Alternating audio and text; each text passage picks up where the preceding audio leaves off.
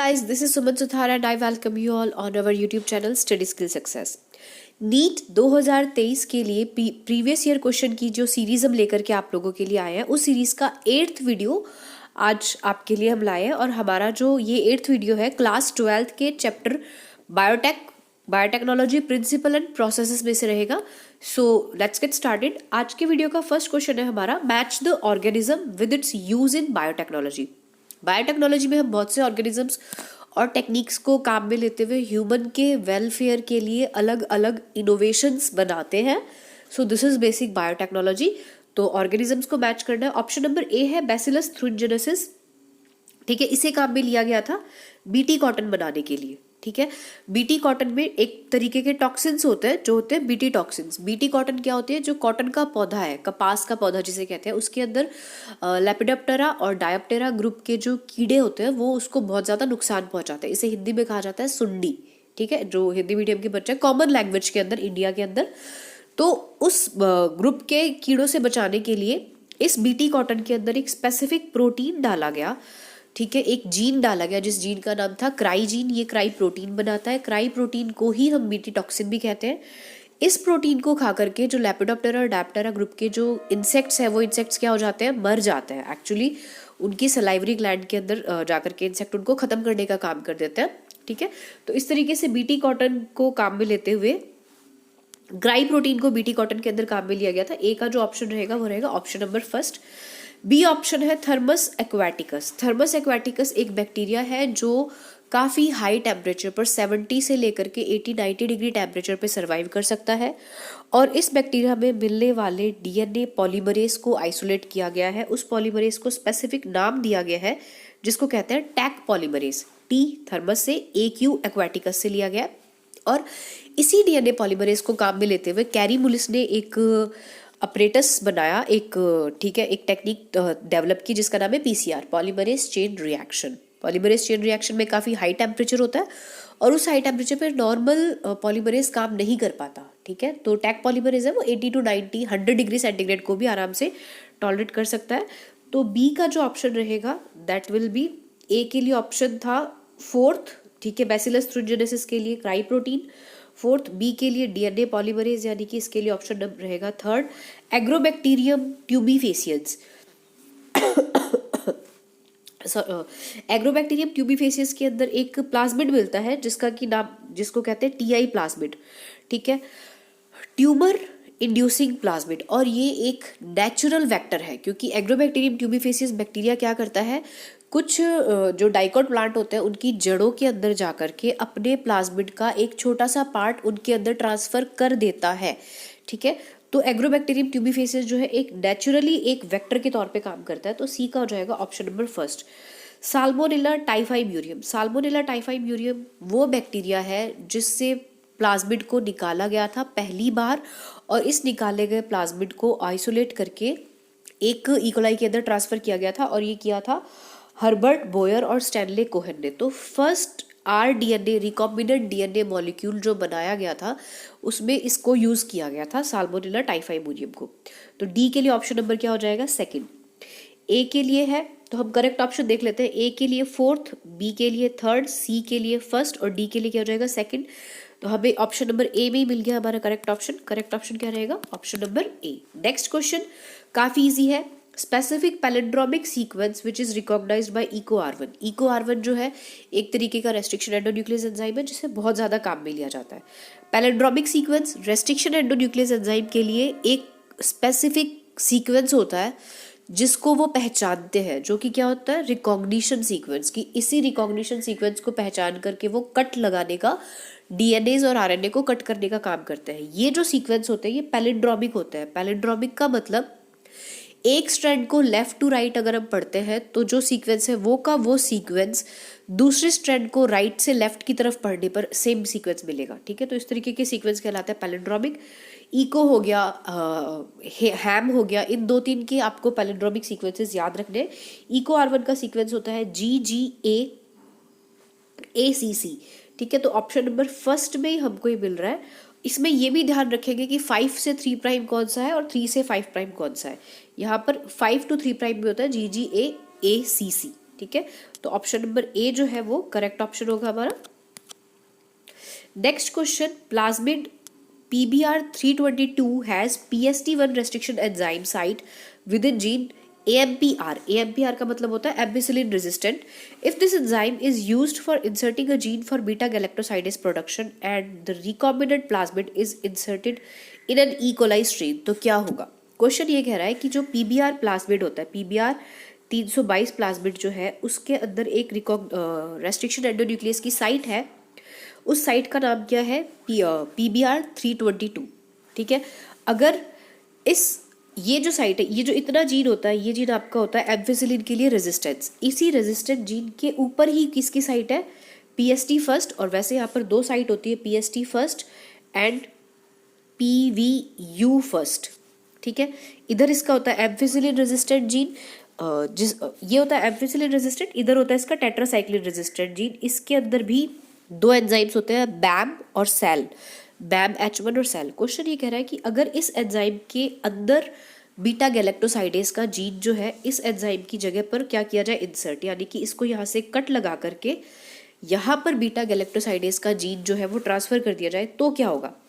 तो फ्रेंड्स, हम सबको ये ध्यान में रखना है कि जीन जो है वो पूरा का पूरा इंटैक्ट रहना चाहिए, पूरा रहना चाहिए। अगर यहाँ पर बीटा गैलेक्टोसाइडेज का जीन डाल दिया जाएगा तो ये जो पूरा जीन है ये एक साथ नहीं रह पाएगा, बीच में गैप आ गया ना, बीच में दूसरे न्यूक्लियोटाइड्स आ गए, तो ये जीन जो है इनएक्टिव हो जाएगा। और ये जो प्लाज्मिड है जिसके अंदर इस जीन का ट्रांसफर हुआ, इसको हम कहेंगे ट्रांसफॉर्म्ड प्लाज्मिड, जिसके अंदर ट्रांसफॉर्मेशन का प्रोसेस हो चुका है, या रिकॉम्बिनेंट प्लाज्मिड भी कह सकते हैं इसको, जो जिसके अंदर डिजायर्ड जीन है। तो ये जो प्लाज्मिड है ये एम्फिसिलिन के लिए रेजिस्टेंस शो नहीं करेगा। क्यों? क्योंकि एम्फिसिलिन वाली साइट के ऊपर किसको ट्रांसफर कर दिया गया? बीटा गैलेक्टोसाइडेज को। सेम अगर बैम H1 से या फिर सेल से काटा जाए तो टेट्रासाइक्लिन के लिए रेजिस्टेंस शो नहीं करेगा। एम्फिसिलिन और टेट्रासाइक्लिन दोनों मार्कर जीन का काम करते हैं, यानी कि इसके द्वारा ट्रांसफॉर्म्ड प्लाज्मिड या रिकॉम्बिनेंट प्लाज्मिड को पहचाना जा सकता है कि उस प्लाज्मिड में किसी एक की क्वालिटी नहीं होगी, ठीक है। तो अब ऑप्शंस देख लेते हैं। ऑप्शन ये कह रहा है कि it will not be able to confer ampicillin resistant to host cell. सही बात है, बिल्कुल सही है कि ऐसे जो प्लाज्मिड है वो होस्ट सेल की एम्फिसिलिन की रेजिस्टेंस की कैपेसिटी को क्या कर देंगे? खत्म कर देंगे, यानी कि ये जिस सेल के अंदर होंगे वो सेल एम्फिसिलिन के लिए रेजिस्टेंस या प्रतिरोधकता शो नहीं करेगी। The transform cells will have the ability to resist penicillin. नहीं, ऐसा नहीं होगा, रेजिस्टेंस की कैपेसिटी नहीं होगी। It will lead to lysis of host cell. Host cell का लाइसिस या घटन हो जाएगा, नहीं होता। It will be able to produce a novel protein, ये भी नहीं होगा, नया प्रोटीन नहीं बना पाएगी, सिर्फ ये क्या करेगी? एम्फिसिलिन के लिए प्रतिरोधकता शो नहीं करेगी। तो correct option will be option number ए।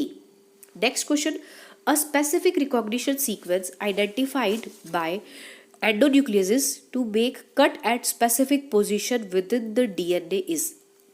हमने अभी थोड़ी देर पहले इसके बारे में बात की थी कि एक विशिष्ट रिकॉग्निशन सीक्वेंस जिसको पहचाना जा रहा है, ठीक है, जिसको कौन पहचान रहा है? एंडोन्यूक्लियसेस। इन्हीं एंडोन्यूक्लियसेस को हम कहते हैं रेस्ट्रिक्शन एंडोन्यूक्लियसेस, और वो इसको पहचान करके एक स्पेसिफिक पोजीशन पर कट लगाते हैं। उस सीक्वेंस को क्या कहा जाता है? ठीक है, इस तरीके के सीक्वेंस को कहते हैं डीजनरेटर प्राइमर सीक्वेंस, नहीं कहते ओकाजाकी, पैलिंड्रोम न्यूक्लियोटाइड सीक्वेंस और poly A tail sequence. Primer जो होता है वो रेप्लिकेशन के टाइप पे काम में आता है। ओकाजाकी फ्रेगमेंट्स जो होते हैं, जो रेप्लिकेशन के टाइप पे जो छोटे छोटे टुकड़े बनते हैं लैगिंग स्ट्रैंड्स पर, उनको कहा जाता है एंडोन्यूक्लियसेस जो होते हैं वो जिसको पहचानते हैं उस सीक्वेंस को क्या कहते हैं? Palindromic sequences. Poly A tail mRNA के, मैच्योर mRNA के अंदर पाई जाती है। तो इसका करेक्ट ऑप्शन हमारा क्या रहेगा? Option number C. Next question, match the following techniques और इंस्ट्रूमेंट्स विद देयर यूजेस। ठीक है, टेक्निक्स को मैच करना है। मैच द फॉलोइंग के क्वेश्चन अभी रिसेंट ईयर्स में बहुत ज़्यादा आ रहे हैं, तो इसमें आपकी कई अलग अलग फील्ड की जो नॉलेज है वो टेस्ट कर ली जाती है।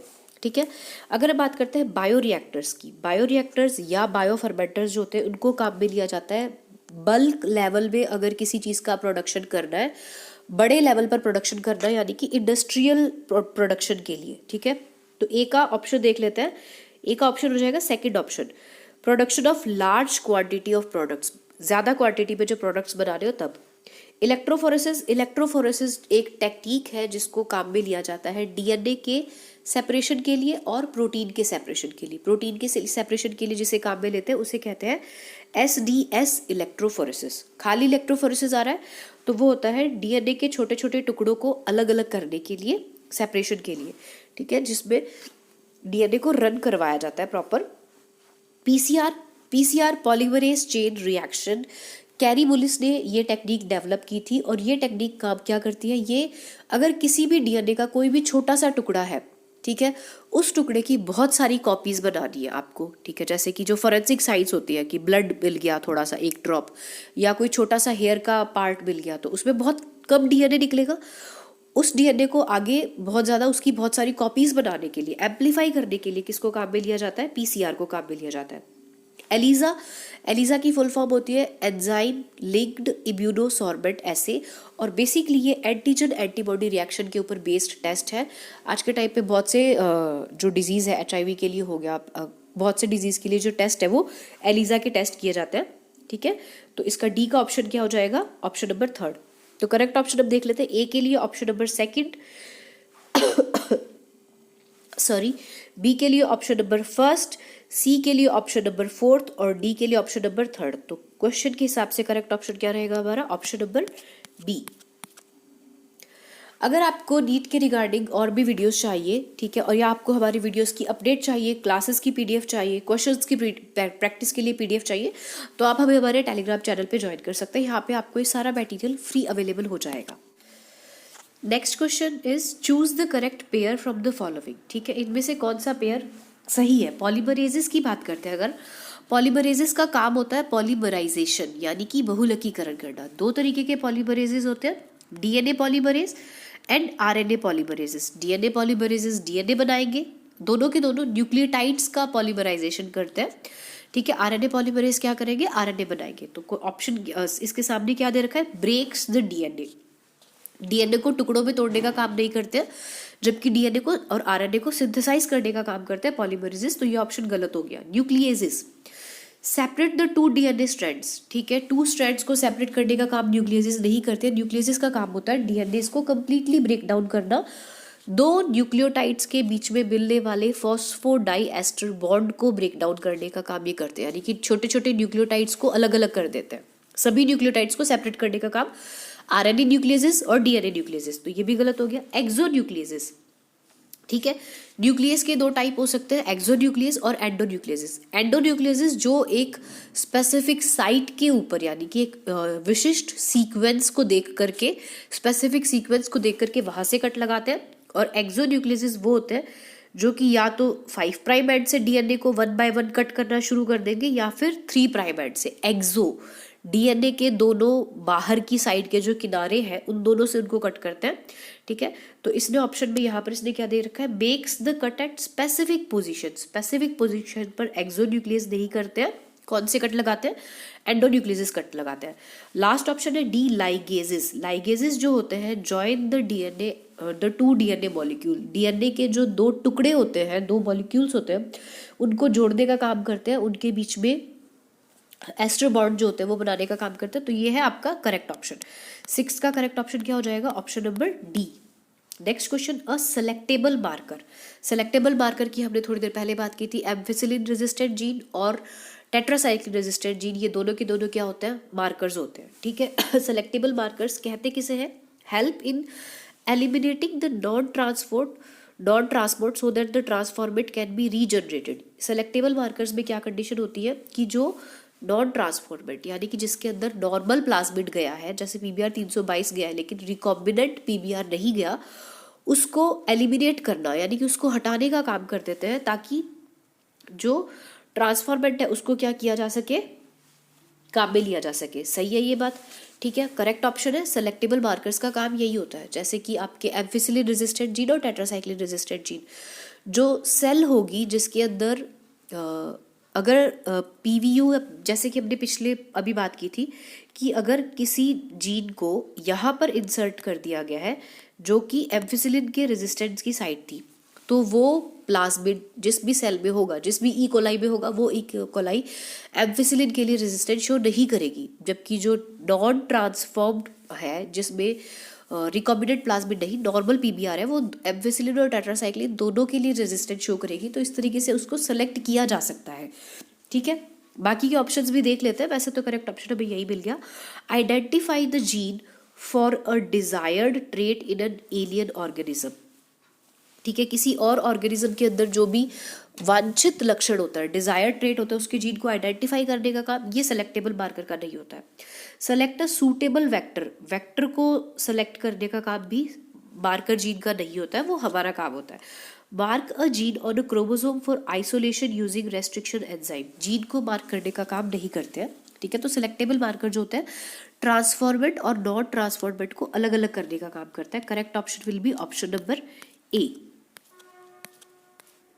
Next question, following statements describe the characteristic of the enzyme restriction endonuclease. Identify the incorrect statement. जो नीचे दिए गए जो भी statements हैं ये किसके बारे में है?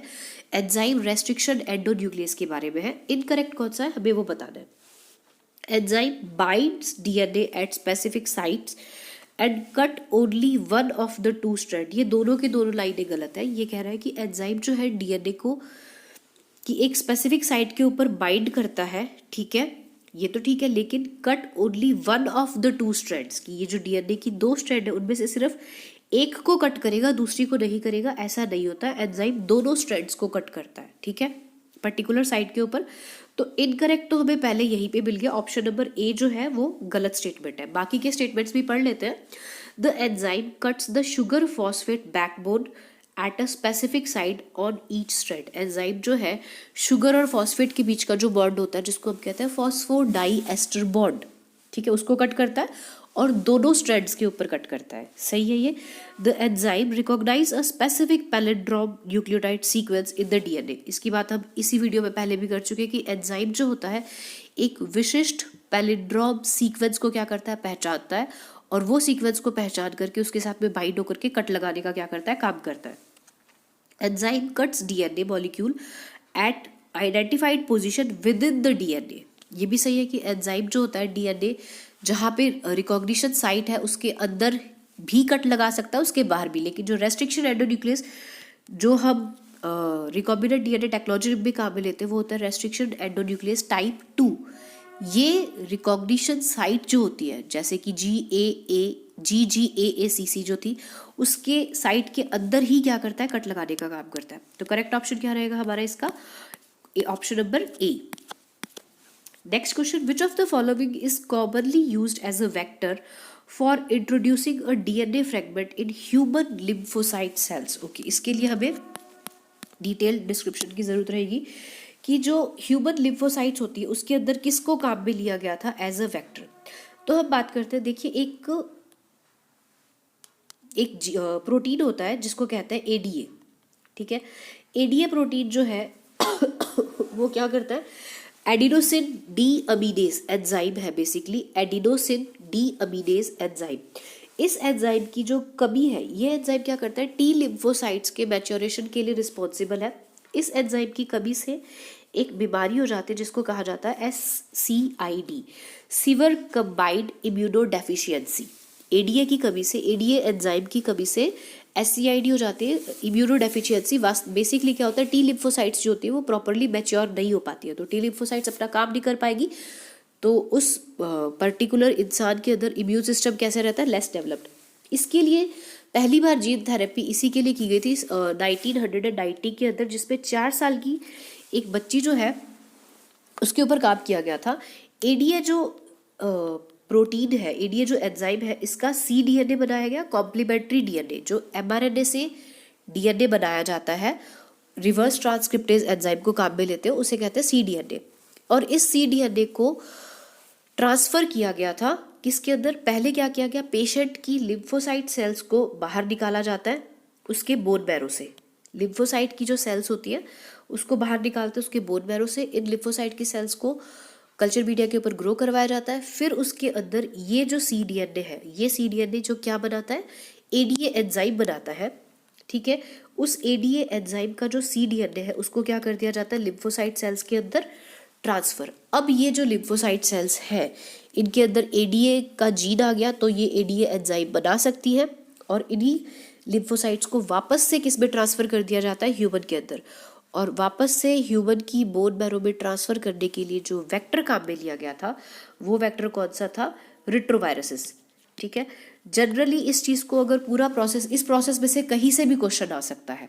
हर साल आरपीएससी जो है जीन थेरेपी से हर साल जो एनटी है आपका जीन थेरेपी से कहीं ना कहीं से कोई ना कोई क्वेश्चन घुमा के पूछता है, तो आपको जीन थेरेपी पूरी तरीके से ध्यान में रखनी है। इसका करेक्ट ऑप्शन हमारा क्या रहेगा, रिट्रोवायरस। और वैसे भी ह्यूमंस के लिए अगर कोई वायरस काम में लिया जाता है तो ज्यादातर कौन सा होता है, रिट्रोवायरस। टीआई प्लाज्मिड एग्रोबैक्टीरियम ट्यूबिफेसियन से निकाला जाता है, पौधों के लिए होता है। पीबीआर 322 वेक्टर काम में आता है फॉर ई कोलाई। और लेम्डा फाज वायरस जो है ये वैसे भी इसका साइज काफी छोटा होता है, ये भी जनरली किसके लिए होता है, बैक्टीरियोफाजिस बैक्टीरियल सेल्स के लिए। तो इस क्वेश्चन का करेक्ट ऑप्शन क्या रहेगा हमारा, option number C. Next question, a foreign DNA and plasmid cut by the same restriction endonuclease can be joined to form a recombinant plasmid। यानी कि एक डीएनए का टुकड़ा और एक प्लाज्मिड को एक ही रेस्ट्रिक्शन एंडोन्यूक्लियस से काटा है तो जो उनके फ्री एंड होंगे, उनके ऊपर जो सीक्वेंस रहेंगे वो एक दूसरे के क्या होंगे, कॉम्प्लीमेंट्री होंगे। कि अगर यहाँ पर आपका CAA है तो इसके ऊपर क्या रहेगा, G, T और T। इनको जोड़ने के लिए कौन सा एंजाइम काम में लिया जाता है, EcoR1 नहीं, ये रेस्ट्रिक्शन एंडोन्यूक्लियस है। टैग पॉलीमरेज PCR में काम में लिया जाता है, पॉलीमरेज थर्ड में नहीं। इनको जोड़ने का काम कौन करता है, DNA ligase. Option number D जो है वो क्या रहेगा हमारा correct option. Next question, for transformation micro particles, transformation के लिए, ट्रांसफॉर्मेशन किसी सेल के अंदर नया डीएनए ऐड हो जाना या कुछ जीन्स नए ऐड हो जाना, ये चीज क्या कहलाती है, ट्रांसफॉर्मेशन।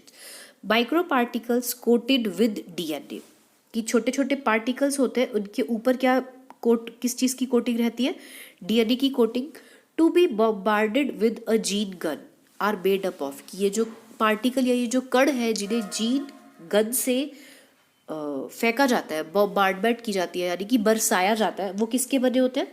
ठीक है, तो जीन गन के लिए एक और टर्म भी काम में ली जाती है, इसको कहते हैं बायोलिस्टिक गन या बायोलिस्टिक मेथड। ठीक है, ये बिना किसी वेक्टर की हेल्प के डायरेक्ट डीएनए ट्रांसफर या डायरेक्ट जीन ट्रांसफर की टेक्निक है, इसे वेक्टरलेस ट्रांसफर भी कहा जाता है। ठीक है, इसमें जो पार्टिकल होते हैं ये किसके बने होते हैं, सिल्वर और प्लैटिनम, प्लैटिनम और जिंक, सिलिकॉन और प्लैटिनम और गोल्ड और टंगस्टन। तो देखिए जो सबसे महंगी मटेरियल है ना उसी का बना होता है। तो टंगस्टन और गोल्ड जो है ये आपकी काफ़ी एक्सपेंसिव है और इन दोनों से ही पार्टिकल्स बनाए जाते हैं जिनके ऊपर डीएनए की कोटिंग रहती है और इसको डायरेक्ट प्लांट सेल के ऊपर क्या किया जाता है, बॉम्बार्ड, बरसाया जाता है। ठीक है, बेसिकली गन से शूट किया जाता है। ये टेक्निक जनरली प्लांट सेल के लिए काम में ली जाती है। जीन गन टेक्निक या बायोलिस्टिक टेक्निक किसके लिए काम में ली जाती है, प्लांट सेल्स के लिए डायरेक्ट मेथड है ये। Option number D is the correct option. Next question, during the process of gene amplification using PCR polymerase chain reaction से जब जीन एम्प्लीफिकेशन करते हैं, if very high temperature is not maintained, अगर बहुत ज्यादा high temperature को maintain नहीं किया जाता है शुरुआत के अंदर, in the beginning, then which of the following step of PCR will be affected first. अगर हाई टेम्परेचर को मेंटेन करके नहीं रखा जाता है तो इनमें से कौन सा प्रोसेस सबसे पहले इफेक्ट होगा। तो पीसीआर, एक साइंटिस्ट का नाम है कैरी मुलिस, फीमेल थी ये, इन्होंने इसको डिस्कवर किया था। इन्होंने क्या किया था कि कोई भी छोटा डीएनए का अगर टुकड़ा है हमारे पास में, इसकी बहुत सारी कॉपीज बनाने के लिए आप क्या कर सकते हो। तो पहला जो प्रोसेस होता है वो होता है डीनेचुरेशन। डीनेचुरेशन के अंदर लगभग 95 to 100 डिग्री सेंटीग्रेड टेम्परेचर जो है इसे मेंटेन करके रखा जाता है। और डीनेचुरेशन के दौरान क्या होता है कि दोनों स्ट्रैंड जो है डीएनए की वो अलग अलग हो जाती है, उनके बीच के हाइड्रोजन बॉन्ड्स जो होते हैं वो क्या हो जाते हैं, ब्रेक डाउन हो जाते हैं। डीनेचुरेशन के बाद में नेक्स्ट स्टेप आता है एनीलिंग। ठीक है, एनील करना, एनीलिंग का जो स्टेप होता है वो, इसमें डीएनए की दोनों स्ट्रैंड्स के ऊपर आरएनए प्राइमर जोड़ा जाता है। ठीक है, उसके बाद में जो अगला, और एनीलिंग के टाइप पे टेम्परेचर रहता है ऑलमोस्ट 50 डिग्री सेंटीग्रेड। उसके बाद में जो नेक्स्ट प्रोसेस होता है दैट इज एक्सटेंशन। एक्सटेंशन का मतलब होता है बढ़ाना। आरएनए डीएनए पॉलीमरेज जो होता है इस प्राइमर को काम में लेते हुए डीएनए की क्या बना देता है, कॉपी बना देता है, 1 से 2 कॉपी। इस तरीके से एक साइकिल पीसीआर का कंप्लीट होता है। अब इन्हीं दोनों को काम में ले लिया जाएगा आगे फॉर अगले साइकिल। तो 1 से 2, 2 से 4, 4 से 8, इस तरीके से पीसीआर के अंदर कुछ मिनट के अंदर ही बहुत सारी कॉपीज बन जाती है। अब क्वेश्चन ने क्या पूछा है कि अगर शुरुआत के अंदर हाई टेम्परेचर मेंटेन नहीं किया जाएगा, एनीलिंग जो होती है वो लगभग 50 डिग्री सेंटीग्रेड पर होती है, एक्सटेंशन के लिए भी यही टेम्परेचर चाहिए 60 डिग्री सेंटीग्रेड का। हाई टेम्परेचर कहाँ पर रिक्वायर्ड है, हाइड्रोजन बॉन्ड्स को तोड़ने के लिए, डीनेचुरेशन प्रोसेस के लिए। तो हमारा क्वेश्चन यही था कि अगर हाइड्रोजन बॉन्ड्स को अगर शुरुआत के अंदर हाई टेम्परेचर को मेंटेन नहीं किया जाता है तो कौन सा प्रोसेस अफेक्टेड होगा, एनीलिंग, एक्सटेंशन, लाइगेशन और डीनेचुरेशन। तो करेक्ट ऑप्शन क्या रहेगा, option number C, denaturation. Next question, which of the following is not an application of PCR. इनमें से कौन सा पीसीआर का एक एप्लीकेशन नहीं है। मॉलिक्यूलर डायग्नोसिस, मॉलिक्यूलर डायग्नोसिस के अंदर क्या होता है कि कई बार कुछ पैथोजेंस होते हैं जो बहुत ज़्यादा सेंसिटिव पैथोजन होते हैं, जैसे वायरस के हो गए, तो उनके डीएनए को डिटेक्ट करने के लिए भी पीसीआर को काम में लिया जाता है। बहुत छोटे छोटे डीएनएज होते हैं, उनको डिटेक्ट किया जाता है। ऐसे वायरल डीएनएज को डिटेक्ट किया जा सकता है जो पहले से हमें पता हो, क्योंकि प्राइमर बनाने के लिए उसका सीक्वेंस ऑलरेडी पता होना चाहिए। तो मॉलिक्यूलर डायग्नोसिस कर सकते हैं। जीन एम्प्लीफिकेशन बनाया ही पीसीआर को किसके लिए गया था, जीन एम्प्लीफिकेशन के लिए। Purification of isolated proteins, proteins के प्योरिफिकेशन के लिए डीएनए इसको काम में नहीं लेते हैं। प्रोटीन्स के सेपरेशन और सेपरेशन के लिए कोई भी प्रोटीन अगर आइसोलेट किया गया, पृथक किया गया है किसी भी सॉल्यूशन से, तो उसे सेपरेट किया जाता है एसडीएस पेज के थ्रू और उसे प्योरीफाई किया जाता है वेस्टर्न ब्लॉट टेक्निक जो होती है उसके थ्रू, ठीक है।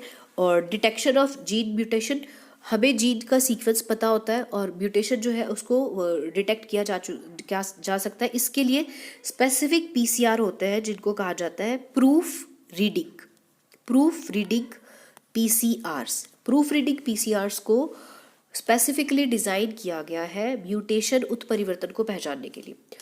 तो ए, बी और सी तीनों के तीनों पीसीआर की एप्लीकेशंस अनुप्रयोग है। आइसोलेटेड प्रोटीन का प्योरिफिकेशन करना ये पीसीआर का एप्लीकेशन नहीं है। करेक्ट ऑप्शन हमारा क्या रहेगा, option number C. Next question, during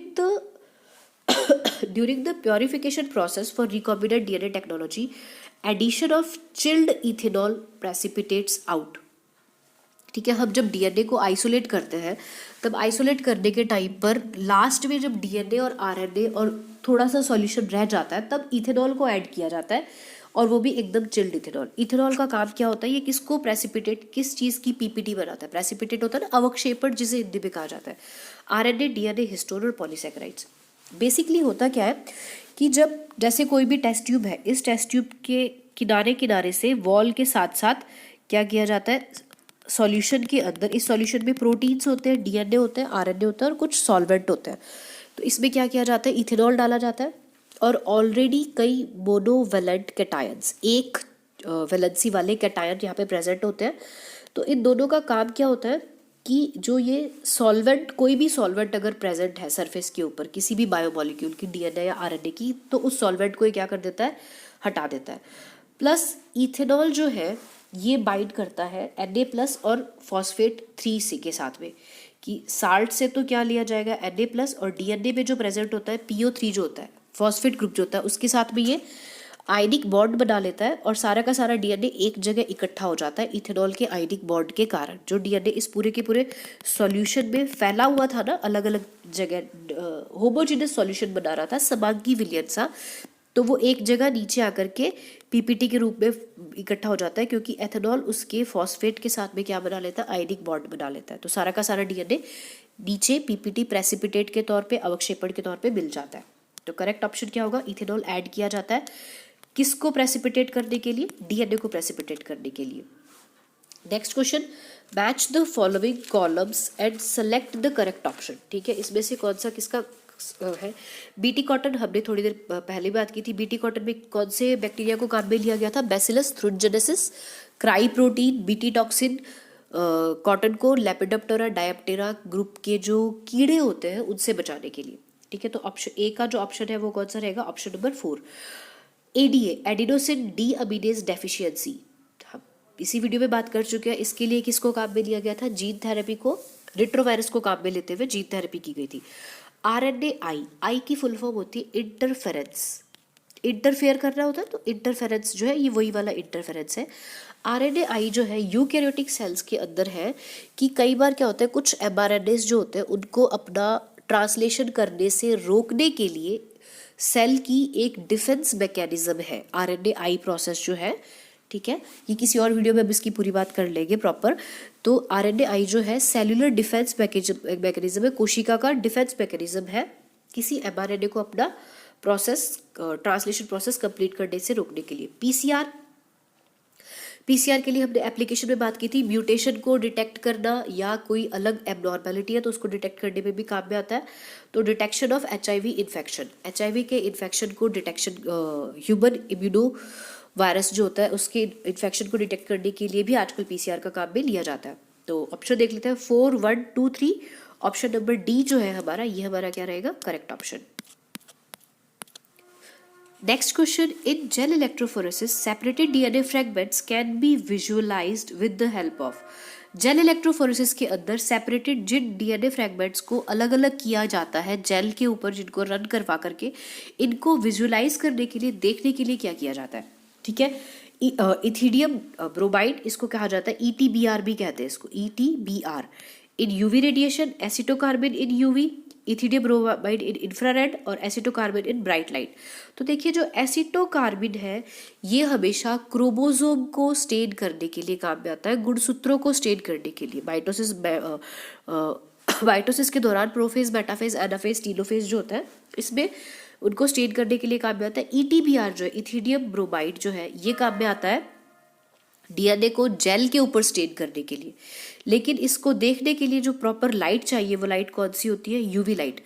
DNA को स्टेन किया जाता है ईटीबीआर से और यूवी के अंडर देखा जाता है, जिससे डीएनए के जो जहां जहां पर डीएनए इकट्ठा हुआ है वो बैंड्स जो होते हैं वो आप किस कलर के दिखाई देते हैं, ऑरेंज कलर के बैंड्स दिखाई देते हैं, ठीक है। इन बैंड्स को जेल के ऊपर से काट करके, क्योंकि अगर उसका जेल होता है उसे आराम से चाकू से काटा जा सकता है, उसे काट करके उन बैंड्स को अलग कर लिया जाता है और इल्यूशन प्रोसेस के थ्रू डीएनए को, इल्यूशन प्रोसेस, ELUTION, इल्यूशन से डीएनए को निकाल लिया जाता है, ठीक है।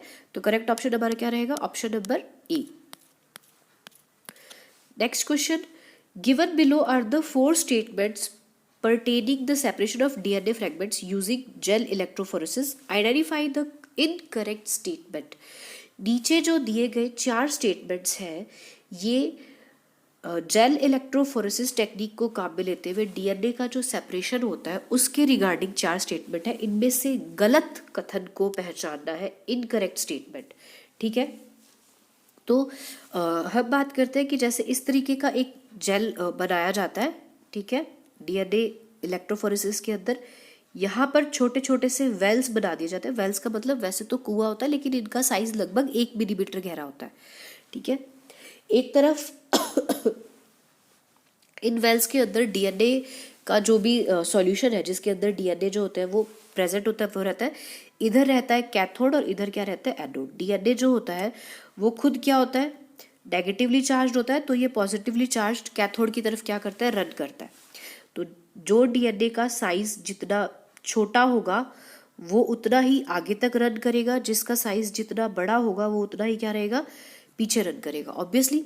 और जो इसके बीच में जेल भरा रहता है उस जेल का साइज हम उस जेल की कॉन्सेंट्रेशन को बनाने वाला लेबोरेटरी के अंदर मेंटेन किया जा सकता है। कॉन्सेंट्रेशन ज़्यादा करेंगे तो डीएनए धीरे धीरे रन करेगा, कॉन्सेंट्रेशन अगर कम रखी जाएगी जेल की तो डीएनए ज़्यादा रन करेगा। ये होता है बेसिक प्रोसीजर जेल इलेक्ट्रोफोरेसिस का। तो अब हम ऑप्शंस पढ़ लेते हैं। डीएनए इज नेगेटिवली चार्ज, सही है ये बात। So it is loaded on gel towards the anode terminal, नहीं, ये किसकी तरफ जाता है, कैथोड की तरफ जाता है, एनोड की तरफ नहीं जाता। तो ये ऑप्शन हो गया गलत, ठीक है। इसने ये पूछा है कौन से इनकरेक्ट स्टेटमेंट है उनको पहचाने, ठीक है। DNA fragments travel along the surface of the gel, DNA जो होता है जेल की सरफेस पर ट्रैवल करता है, रन करता है, ठीक है। The concentration does not affect the movement of DNA. उस जेल की जो कॉन्सेंट्रेशन या सांद्रता है वो मूवमेंट को अफेक्ट नहीं करती, बिल्कुल करती है। अगर कॉन्सेंट्रेशन या सांद्रता ज़्यादा होती है तो जेल का पोर साइज, जेल के अंदर जो छोटे छोटे छेद होता है उनका साइज छोटा हो जाता है, डीएनए मुश्किल से रन करेगा। अगर कॉन्सेंट्रेशन कम होती है तो डीएनए आगे तक जाएगा। ठीक है, smaller the size of DNA fragment larger is the distance it travels through it. कि डीएनए के टुकड़ों का साइज जितना ज़्यादा छोटा होगा वो उतनी ही दूरी तक जाएगा। ये सही है कि जो सबसे छोटा साइज का होगा वो ज़्यादा डिस्टेंस ट्रैवल करेगा, ये ऑप्शन सही है।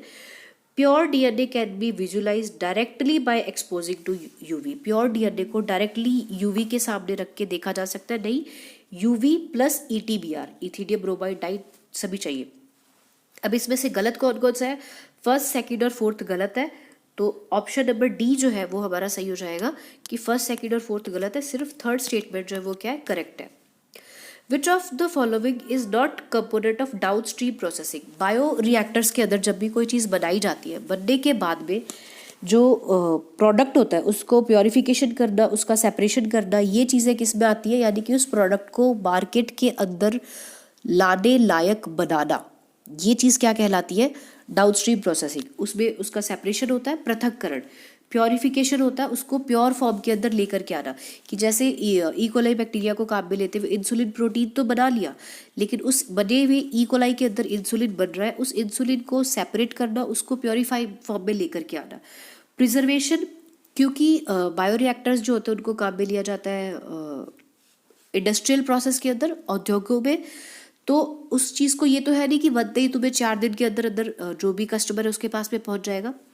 उसकी शेल्फ लाइफ बढ़ाने के लिए, ताकि वो लंबे टाइम तक सेफ रह सके, उसमें कुछ चीज़ें मिलाई जाती हैं जिनको कहा जाता है प्रिजर्वेटिव। इस प्रोसेस को क्या कहते हैं? प्रिजर्वेशन। ये तीनों के तीनों डाउनस्ट्रीम प्रोसेसिंग के पार्ट है। एक्सप्रेशन इसका पार्ट नहीं है।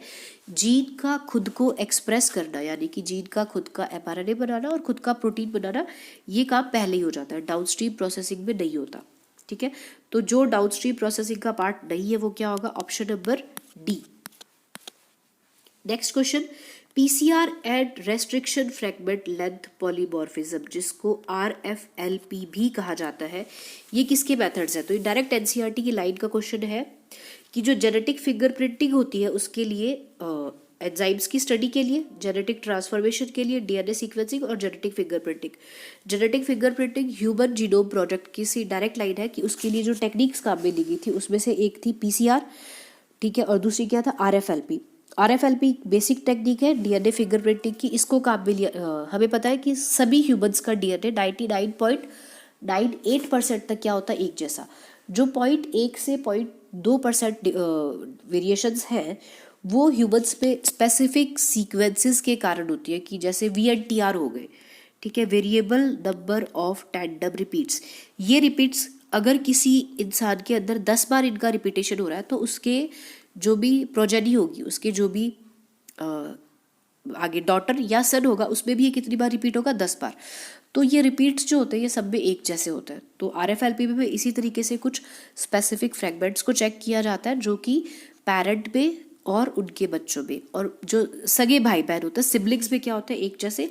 और इसको काम में लिया जाता है डीएनए फिंगरप्रिंटिंग। फिंगरप्रिंटिंग दो लोगों के बीच में कितनी ज़्यादा सिमिलैरिटीज़ है, कितनी ज़्यादा डिससिमिलैरिटीज़ है, इसको पता करने का तरीका डीएनए फिंगरप्रिंटिंग। ठीक है, तो पीसीआर रेस्ट्रिक्शन फ्रैगमेंटेशन दोनों को किस में काम में लिया जाता है? जेनेटिक फिंगरप्रिंटिंग या डीएनए फिंगरप्रिंटिंग के अंदर। आज के वीडियो का last question, stirred tank bioreactors have been designed for. Stirred tank bioreactors ऐसे होते हैं जिनके अंदर एक स्पेसिफिक एक डिज़ाइन तैयार किया जाता है। जो डिज़ाइन होता है ताकि हमेशा मूवमेंट होता रहे, प्लस क्या ऑक्सीजन जो होती है पूरी तरीके से मिलती रहे। बेसिकली ये एरोबिक बायोरिएक्टर्स होते हैं। स्टिर्ड टैंक जो होते हैं वो कैसे होते हैं? Aerobic bioreactors. ठीक है, इनको किस लिए डिज़ाइन किया जाता है? Addition of preservatives to the product. Preservation करवाना डाउनस्ट्रीम प्रोसेसिंग का टाइप है, ये बायोरिएक्टर से निकलने के बाद में होता है। ठीक है, प्योरिफिकेशन भी डाउनस्ट्रीम प्रोसेसिंग है। ठीक है, ensuring an aerobic condition in the cultural vessel. नहीं, इसके अंदर क्या एंश्योर किया जाता है कि कंडीशन कैसी रहे? वेसल्स की कंडीशन जो है, यानी कि बायोरिएक्टर के अंदर का एनवायरनमेंट है वो कैसा रहे? एरोबिक रहे, वायवीय कंडीशन रहे, उस टैंक्स को क्या कहा जाता है? Stirred tank bioreactor. Correct option will be option number D. अगर आपको हमारे वीडियो के जो क्वेश्चंस है उसके रिगार्डिंग कोई भी डाउट्स है तो आप हमें नीचे कमेंट पे लिख सकते हैं। हम आपके डाउट्स को सॉल्व करने की पूरी कोशिश करेंगे। और अगर आपको हमारा वीडियो और क्वेश्चंस इम्पॉर्टेंट लगते हैं तो आप इसे प्लीज़ प्लीज़ प्लीज़ नीट के जो भी आपके फ्रेंड्स हैं, एस्पायरेंट्स हैं, उनके साथ में शेयर कीजिए। Please do like, share and subscribe. Thank you.